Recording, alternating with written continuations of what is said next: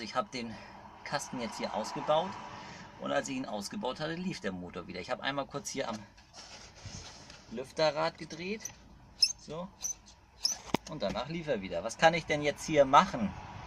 Wo sprühe ich jetzt was für ein Mittelchen rein, damit er dann vielleicht wieder ganz gut läuft? Weil ich finde, das sieht eigentlich noch ganz gut aus für über 30 Jahre. Ja, danke für die Hilfe. Bis später.